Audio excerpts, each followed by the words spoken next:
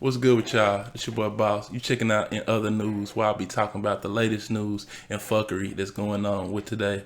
Lil Wayne has reportedly sold the Young Money masters and catalog to Universal Music Group for $100 million.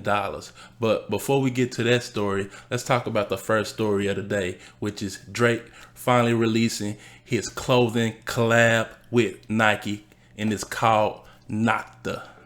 So, following his Laugh Now Cry Later video shoot shot at the Nike headquarters from the release of his Certified Lover Boy album merchandise capsule, Drake and Nike launched a new sub-label called Nocta, a nod at the artist's nocturnal and creative process. Ahead of the first Nocta release, Drake shares his thoughts and spirit of the project. "This moment is full circle to me," Drake says. "I mean, growing up, Nike was everything. It felt like every shoe I wanted, every athlete I liked, everything I owned was Nike. It didn't mean anything unless it had the swoosh. I remember watching all these athletes repping Nike, each doing the unthinkable, and how inspiring it was. I always felt like there was an opportunity for Nike to embrace an entrepreneur the same way they had athletes. I thought about how crazy it would have been and what it would have meant for an artist to have a flagship Nike deal." So let's talk about this for a minute. So we all know, well, a lot of us know that Drake initially had a deal with Jordan brand, and it was tied to his OVO brand, the Al brand. Everybody knows the OVO brand. And that deal ran its course. And after that, there was rumors and rumblings that Drake had signed a lucrative deal with Adidas. But in the midst of Drake putting that play together, he got in a beef with Pusha T. And in the beef with Pusha T pretty much ruined that whole rollout. He said that Drake had a son and he was naming his Adidas line after his son. It was supposed to be called Adidon, a play on Adidas and his son named Adonis, so Adidon. But since he had that beef, he canceled that. He stopped wearing Adidas. I guess he got into more talks with Nike, and they sealed this deal. So now they have a new sub-label called Nocta. I seen a couple of the pieces. I fuck with them, but the bigger issue I have with this shit is like, who are they aiming this shit at? A lot of these pieces, like this jacket, the main jacket that I would like to have, I think that piece is like $400. Who is paying $400 for a fucking jacket outside of people that actually got that kind of money? And that's what I'm tired of. I'm tired of artists coming out with these fucking products for us to buy, but it's like, are they even really thinking or coming with the mindset that, oh, my fans and people that support me can afford this shit, or they just making shit for their friends to fucking buy? Which 9 times out of 10, you see it on his fucking gram. He giving this shit away like a piece of candy. Ooh, piece of candy. You know what I'm saying? Everybody popping up with the fucking knock this shit. I ain't got no shit, and I ain't finna pay no $400 for that shit. But at the same time, I fuck with this play. Drake, get your money.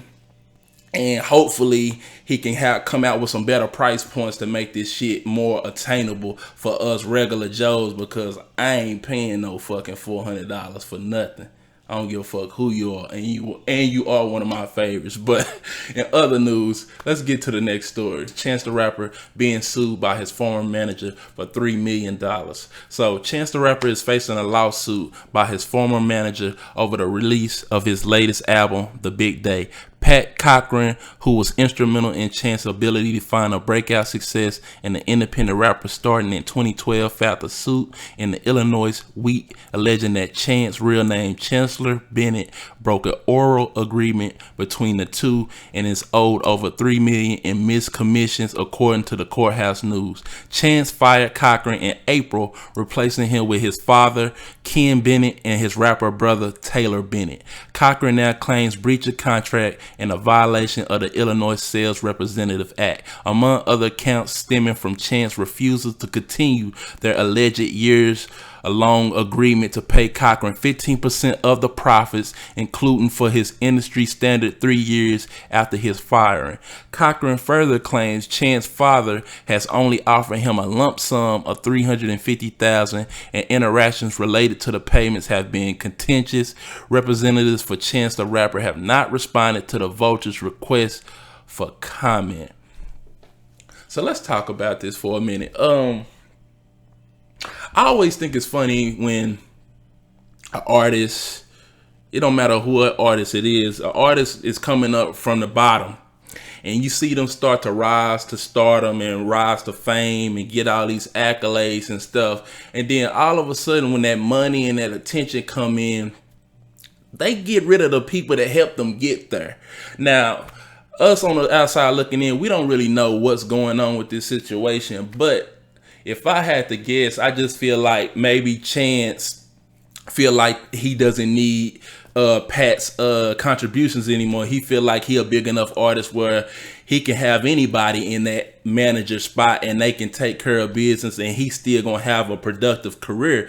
But what a lot of people are saying that he fired Pat over is because they had a disagreement with Chance releasing his debut album, which was called The Big Day. And if you don't know, when Chance released that album, it was considered a flop, a dud. Nobody liked it.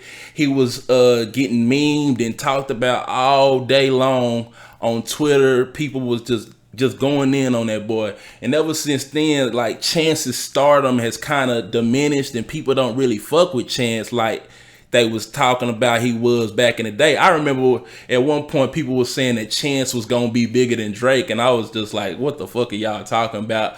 But fast forward to now, we see that Chance had a misstep, and instead of sticking it through with the people that he came up with, he ended up firing his longtime manager that helped him get to the stardom that he's at. So and also this whole suing shit has to do with that album, The Big Day. They saying that Pat, his ex-manager, did not want Chance to release this album. Chance was doing too much. He had too much going on. He was not taking it seriously. He wasn't putting in the time to release a good body of work. And when the album came out, people wasn't fucking with it. So in the end, his manager was right, Chance was wrong. But a lot of people don't know how to agree or say that they was wrong even when they was wrong. So I'll keep y'all posted on how this story develops.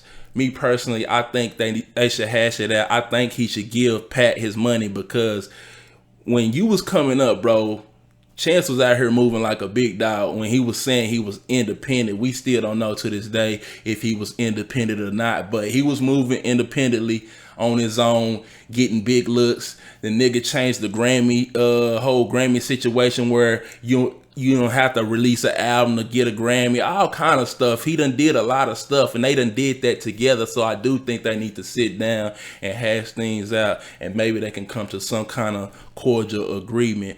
But until then, all right, let's get into the final big story of today.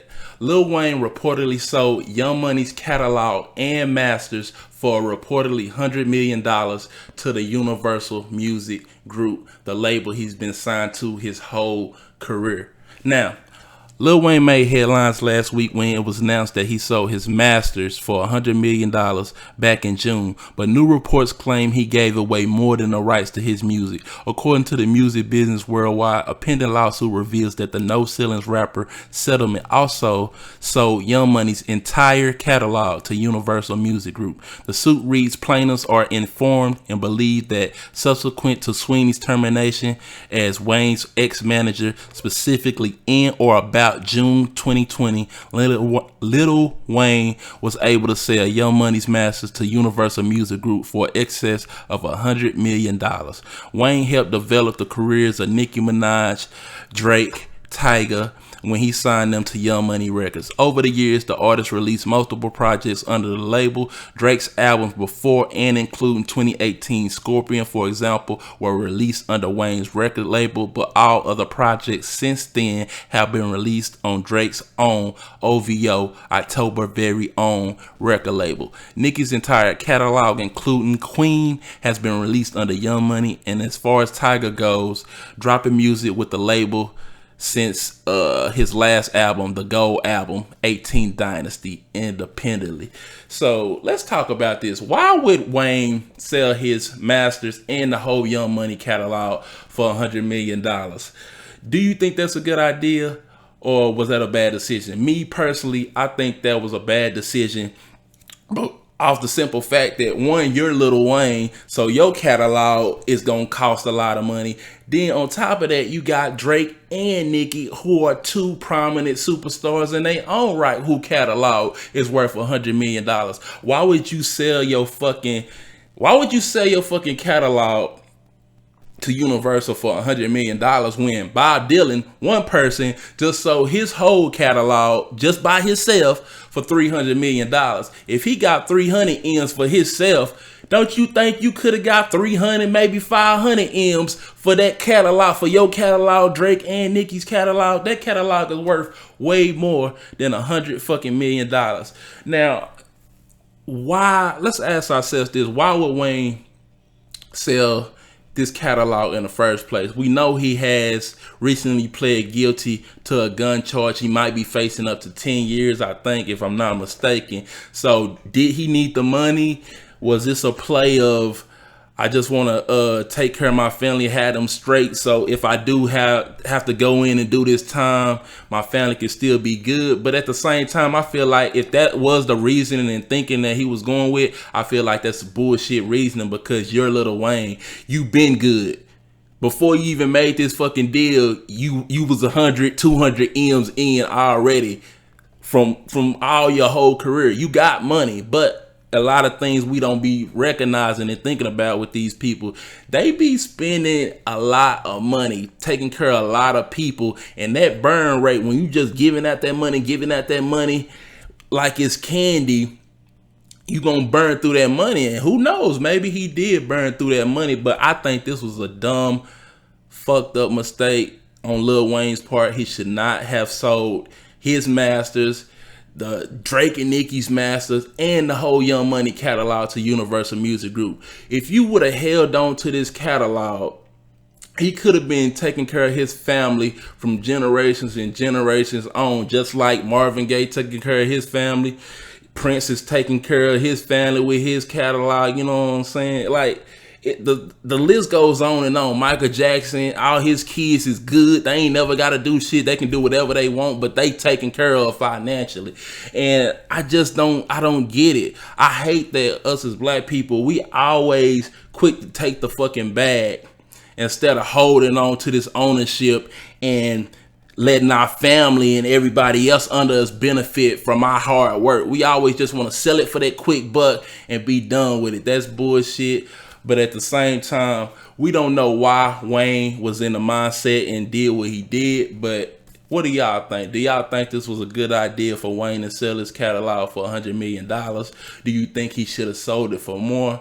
I don't know. I think he should have, but hey, I'm not in Wayne's shoes. Neither are you. But let's discuss it. Leave a comment below and we'll talk about it, man. This your boy Boss. I want to thank you for checking out In Other News, and I'll catch y'all on the next one. Peace.